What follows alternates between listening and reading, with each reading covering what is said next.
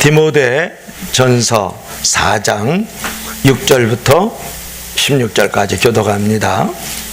신약성경 340쪽. 이번 주에 우리 신드롬이 두 개가 있었는데, 하나는 항서 히딩크. 그래서 베트남을 축구를 2위로 올려놨어요. 그 눈보라가 치는 중국 땅에서 말이죠. 너무 자랑스럽고 정말 좋은 날이었습니다. 또 한 사람은 이제 정연 신드롬. 이 정연이라는 친구는 7살 때 고도 근시와 약시의 판정을 받았어요. 눈이 아주 나쁜 거죠. 한참 크는 아이 눈에 칼을 댄다는 게 어머니는 너무 싫었다 그래요. 그래서 의사는 책을 읽는 것보다도 초록색을 많이 볼 수 있도록 만들어줄 수 없습니까? 라고 조언을 했어요. 그리고 아버지 정석준 씨는 정연에게 테니스를 권했어요. 푸른 테니스 코트를 보는 게 치료에 도움이 되리라는 그런 믿음에서 정연은 라켓을 치면서부터 시력 교정을 위해서 안경을 썼다, 그런 것이에요. 근시와 약시를 가진 소녀는 눈을 고치기 위해서 테니스를 하기로 결정을 했고, 결국 그는 자기 우상적인 존재였던 조코비치 이를 깨뜨리고, 우상은 항상 깨지게 되어 있는 거예요. 깨뜨려지고, 그 다음에 페드로와 4강에서 엄청난 다리에 발바닥에 부상으로 인해 가지고 그래서 물집이 생기고, 또 안에 또 물집이 생기고, 그래서 속살이 보여질 정도로 아주 매우 아픈 그런 신음하는 상황 속에서 4강을 격돌해서 쾌거를 이뤘어요. 기꺼이 내가 이제 포기를 할 줄 아는 그런 멋있는 모습을 보여줬죠. 그런 끊임없는 연습 훈련을 통해서 자기 어떤 약점이 세계가 깜짝 놀라는 그런 스타가 되었다라는 것이고, 우리나라에서도 그가 입은 티셔츠, 그가 들고 다니는 테니스 라켓, 그가 메고 있는 손목 밴드, 또 시계까지 어느 브랜드인지 묻는 그 질문이 아주 폭주하고 있다라는 거예요. 그는 오히려 자기의 약점을 어떤 연습과 훈련을 통해서 아주 스타가 되어지고, 또 많은 사람들에게 존경받는 인물이 되었다, 그런 것을. 자, 오늘 성경에도 육체의 연습은 약간의 유익이 있고, 육체의 훈련, 육체의 어떤 연단, 육체의 어떤 양육들은 약간의 유익이 있고, 경건은 범사에 유익하다고 말씀을 하고 있어요. 그렇다면 우리는 무엇을 연습하고 어떻게 연습을 할까요? 특별히 경건을 어떻게 연습을 하고 어떻게 경건을 만들어갈 수 있을 것인가? 첫째로 따라합시다. 시작. 경건을 연습해야 됩니다. 우리 7절을 한번 읽어보도록 하겠습니다. 시작. 망령되고 허탄한 신화를 버리고 경건에 이르도록 내 자신을 연단하라. 다시 한번 시작. 망령되고 허탄한 신화를 버리고 경건에 이르도록 내 자신을 연단하라, 또는 연습하라, 훈련하라, 그런 말이에요. 여러분, 여기서 경건이란 무엇일까요? 경건이란, 바울은 경건에 이르기를 연습하라 이렇게 말씀을 하면서, 무엇보다도 연습하기 직전에 망령되고 허탄한 신화를 버려라 그렇게 말씀을 하고 있어요. 이것은 경건이 무엇을 의미하는지 더 구체적으로 우리에게 알 수 있게 해준다고요. 버리고 연습을 할 줄 알아야 된다, 그런 말이에요. 망령되고 허탄한 신화라는 것은 헬라어 성경에 있는 대로 문자적으로 바꾸면 불경건한 이야기와 나이 많은 부인들의 이야기를 버려라, 그런 말이에요. 현대인의 성경에서는 아주 잘 묘사를 하고 있는데, 하나님을 모독하는 무가치한 말이나 그런 신화를 버리십시오 이렇게 말을 하고 있다고요. 우리가 이것을 단적으로 말하면 세속적인 이야기에 관심을 기울이거나 귀를 쫑긋하지 말아라, 그런 뜻이에요. 여러분, 세상에는 관심을 가져야 되지만 세속에는 무관심하고 세속을 버릴 수 있기를 바랍니다. 예를 든다면 세상 속에 속한 사람들이 말하는 대로 자기를 사랑하고 육체적인 즐거움을 사랑하고, 어떤 옷이나 가구 또는 사회적인 지위, 외모상으로 잘 보이고 크게 보이고 예쁘게 보이는 것들을 사랑하고 쫓는 것을 버려라, 그런 말이에요. 예를 들면 차가 텔레비를 보면 쫙 갑니다. 아주 세련된 차가 쫙 물을 가르면서 쫙, 그것도 바닷가 옆에 있는 물을 쫙 가르면서 가면 그 옆에서 멘트가 나와요. 세련된 차, 세련된 인생, 세련된 인간, 이렇게 쫙 나와요. 그러면 그 세련된 차를 타면 다 세련되다고 생각을 한다고요. 이게 뭐냐 그러면 세속적인 부분의 멘트가 나한테 들어와서 내가 그렇게 만들어지고 있다고요. 아파트가 쫙 보여. 호숫가가 쫙 있고 나무가 착착착착착 심어지고 가운데로 그냥 아파트 가운데로 아주 강물이 잘잘잘 흘러요. 그러면서 명품 도시, 명품 아파트, 명품 인간, 명품 인생 그래요. 그러면 거기에 40평 50평 살면 명품 인생 되는겨? 그 명품 인간 되냐고요? 묻잖아요 지금. 아니면 아니라고 고개를 저어야 되겠죠. 여러분 그런 거예요. 자기를 사랑하고 육체적인 즐거움을 사랑하고 어떤 사회적인 어떤 지위나 어떤 용모 어떤 소유들을 이제 가지는 것, 이런 것들에 대해서 여러분 따르지 말라 그런 것을. 그러니까 세상에 있는 어떤 헛된 우상을 따라간다라는 것은 우리 신자들에게서는 그런 것들을 버릴 수 있고 거기서 초월할 수 있고 초연할 수 있어야 된다 그런 말이에요. 하지만 이것이 우상이 되어가지고 더군다나 이것이 우상이 되어가지고 이것들에게 종이 되어서 끌려다녀서는 안 된다. 이렇게 사도 바울이 지금 디모데에게 교훈을 하고 있는 것이거든요. 특히 주님의 교회를 섬기는 자들은 이러한 헛단한 것들을 따라가서는 안 되고 거기에 갇혀서도 안 되고 묶여서도 안 되다. 그래서 그것을 버려라. 이렇게 먼저 사도 바울이 우리에게 교훈을 하는 것이죠. 그러면 정말 경건은 무엇입니까? 그런데 우리말에 이제 경건이라고 잘 묘사된 것은 단어가 대충 두 개로 크게 나눌 수가 있는데 하나는 유세비야 그런 것이고 하나는 트레이스코스라 그래요.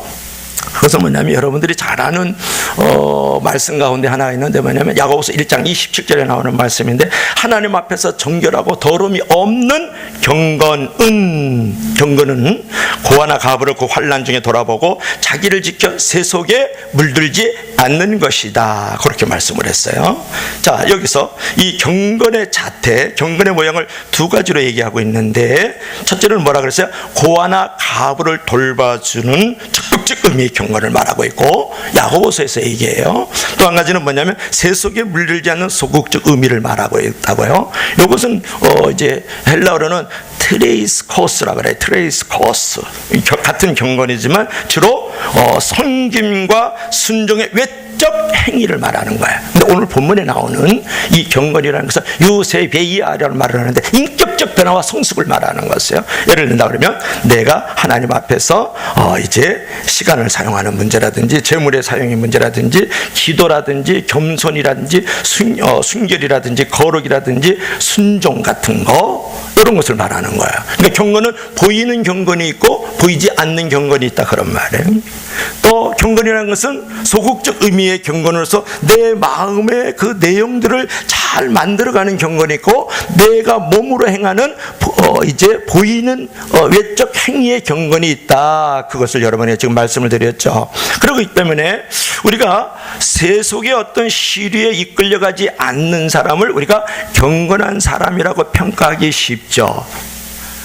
고아나 가부 또 소유계층 있는 사람들을 돌보는 의미를 강가해 버리는 경우가 많아요. 내가 거룩하면 되고 내가 순결하면 되고 내가 순종하고 섬기는 삶이면 되지, 그렇게 보이지 않는 경건만을 주장하는 사람들이 있는데 그것은 참된 경건은 아니에요.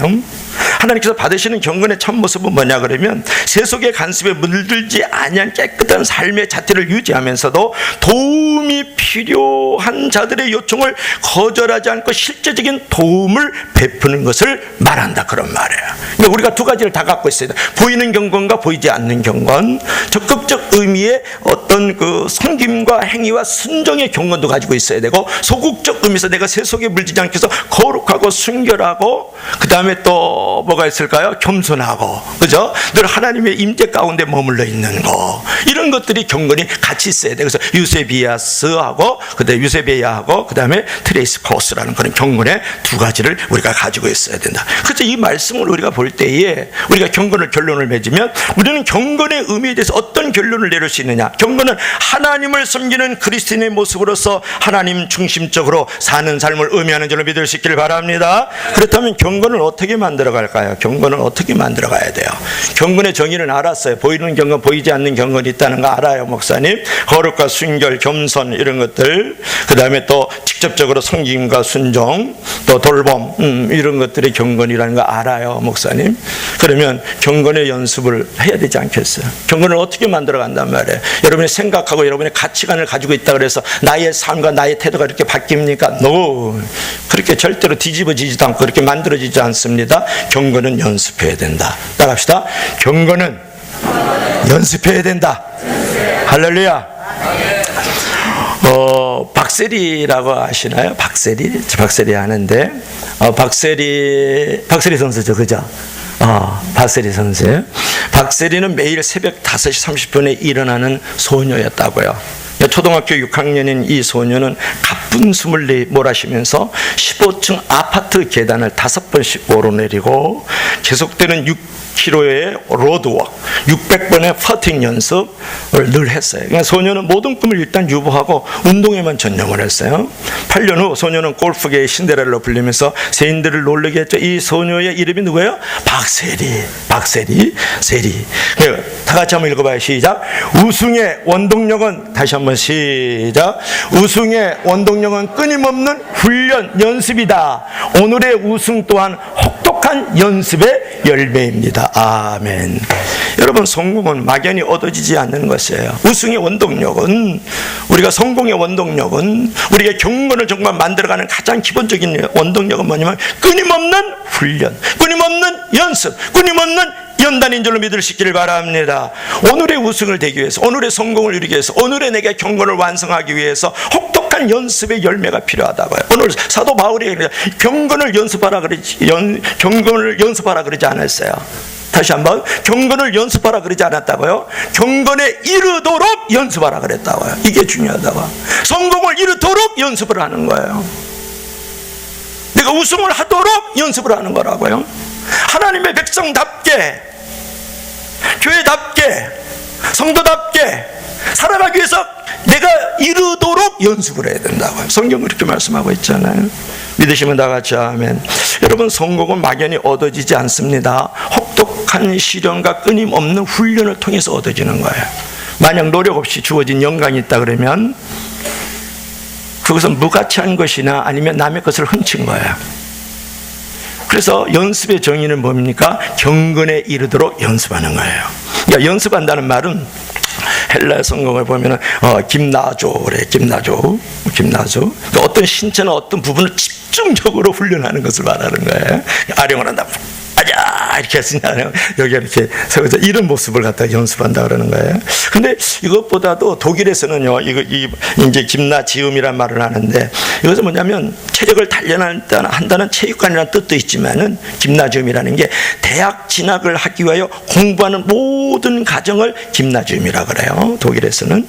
바울이 경건에 이르는 연습을 할 때 이 용어를 사용한 것은, 경건은 우리가 오랜 시간을 걸쳐서 훈련해야만 만들어진다는 거예요.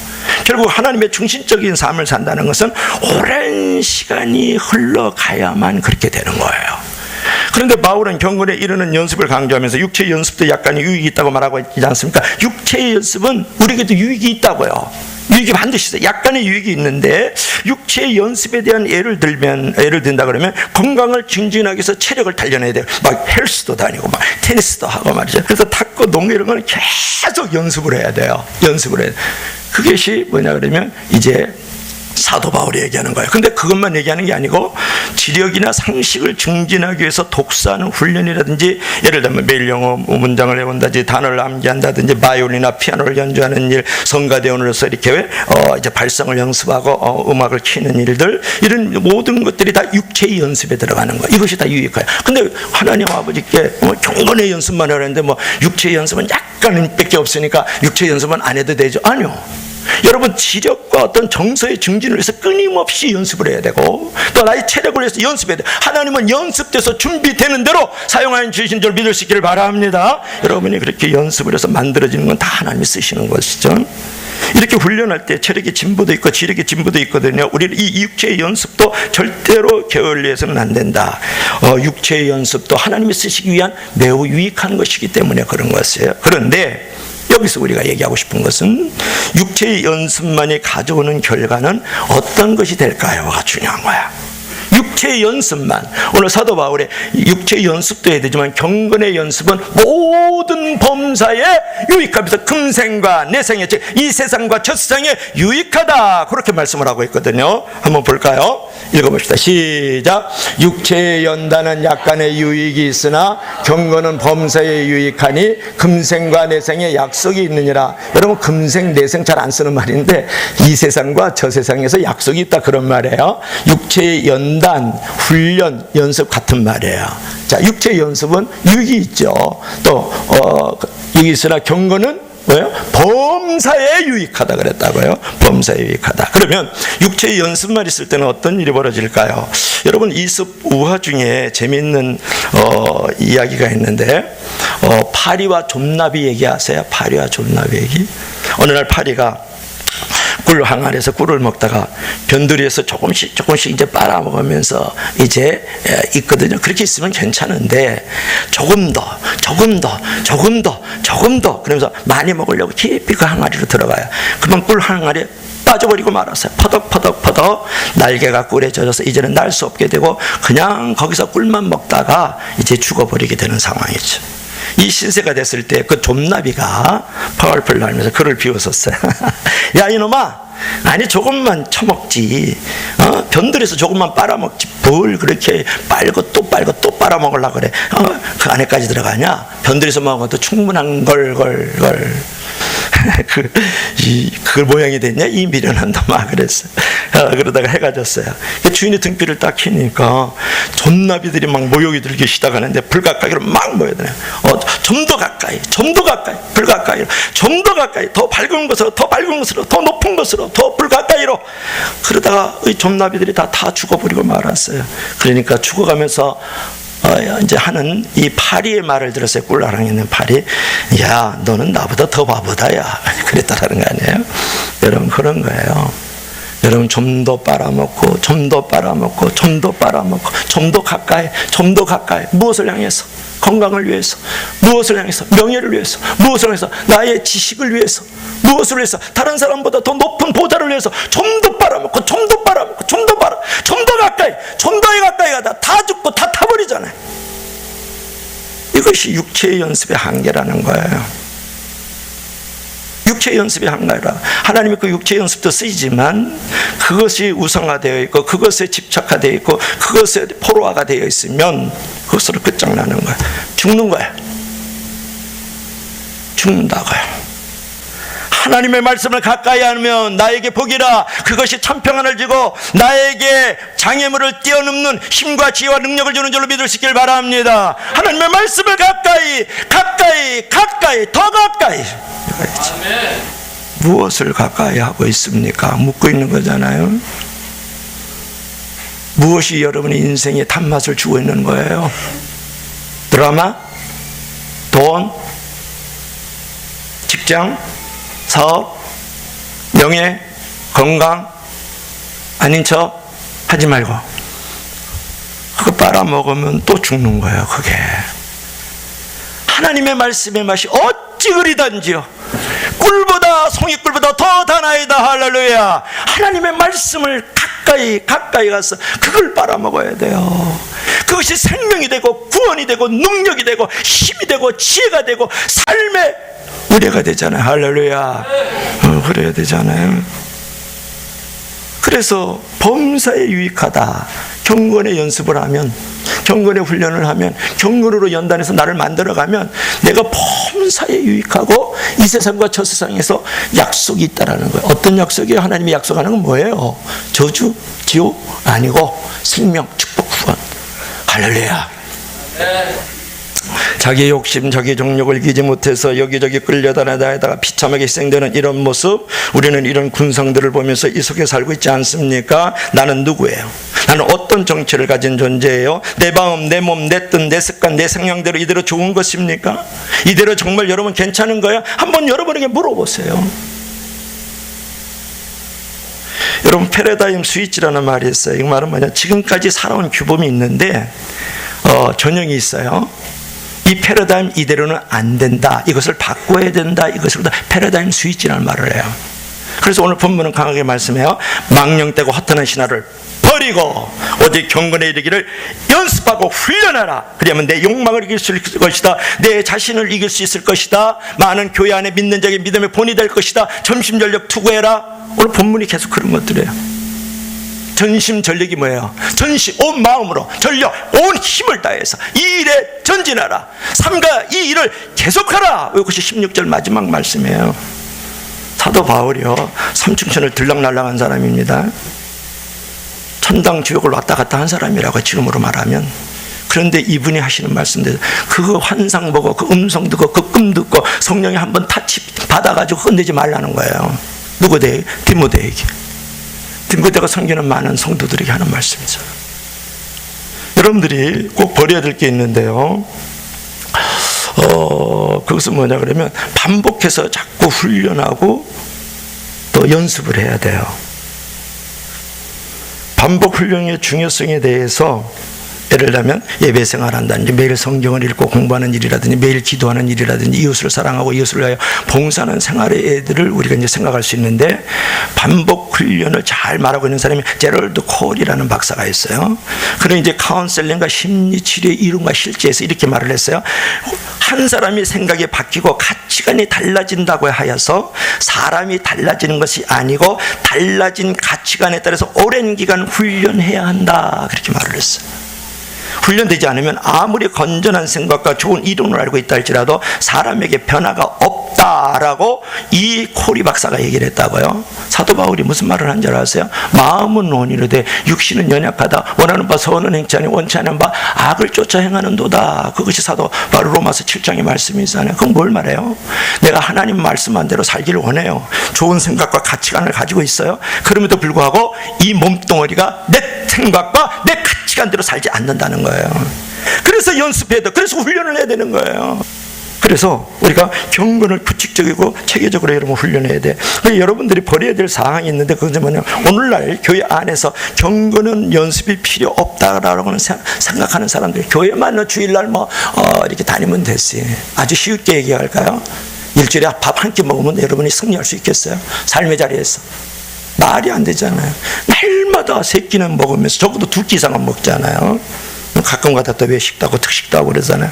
한 끼 밥으로 이러면 한 주간을 살 수는 없잖아요. 이것도 똑같은 거예요. 여러분, 절대로 성령 한번 타치를 하고 은혜 한번 받으면 뒤집어져. 잘 살아, 바로 살아. 천만의 말씀. 나는 그런 사람이었어.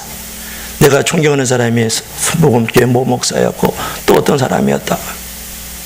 그런데 성령 받고 은혜 받아도 사람이 뒤집어지지 않고 거듭나지 않고 올바로 똑바로 못 살아요. 여러분, 한 번 은혜 받고 한 번 성령 타치로 바로 살아본 사람이 있어서 일어나 봐요. 지금도 바로 살고 있다 그러면, 올곧게 신앙을 절제를 다니엘처럼 지키고 있다 그러면 일어나 보시라고요.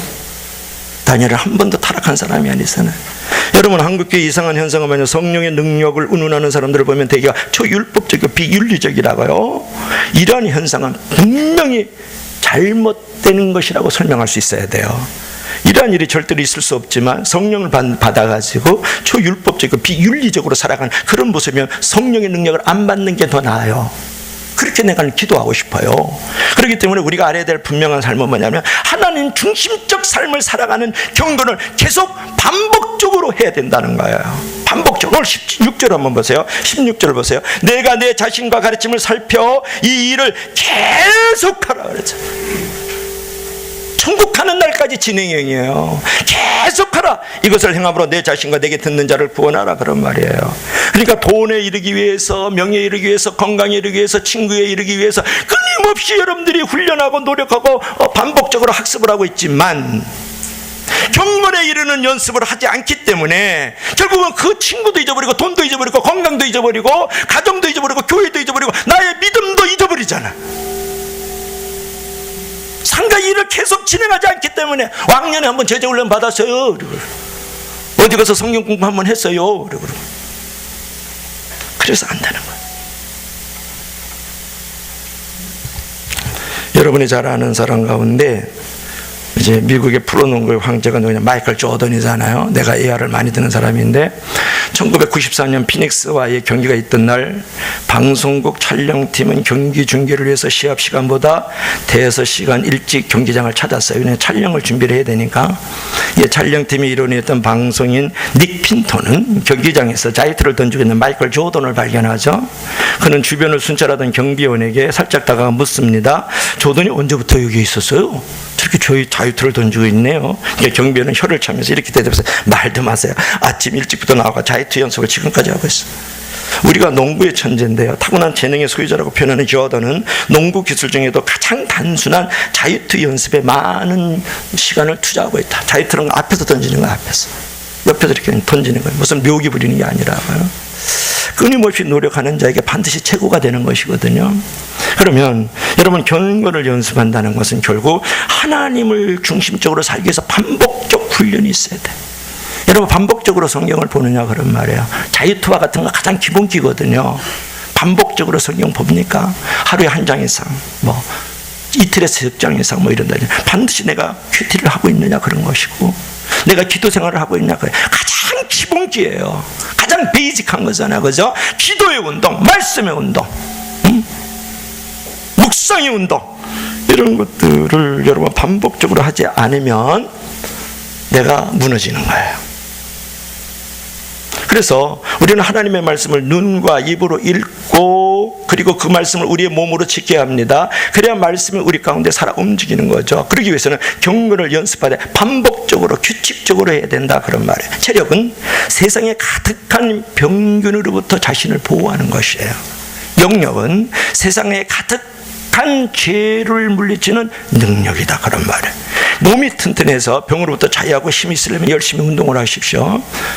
영혼이 튼튼해서 죄로부터 자유가 능력이 있으려면 열심히 운동을 해야 돼요. 기도 운동, 말씀 운동, 큐티 운동을 하길 바랍니다. 여러분, 매일 아침 성경을 규칙적으로 읽고 뜻을 마음에 새기고 하루를 시작하도록 하십시다. 점차적으로 강건해질 것이에요. 입맛이 살아나서 목사님 설교 말씀도 잘 잡술 수가 있어요. 사람이 밥으로만 사는 것이 입으로 나오는 하나님의 말씀으로 살 것이냐. 밥으로만 그랬으니까 밥은 먹어야 돼요. 육체의 연습은 약간의 유익이 있잖아요. 그러나 우리가 하나님 입에서 나오는 말씀으로 살아야 된다고. 경건에 이르는 연습은 범사에 유익하니 이 세상과 첫생에 약속이 있다고요.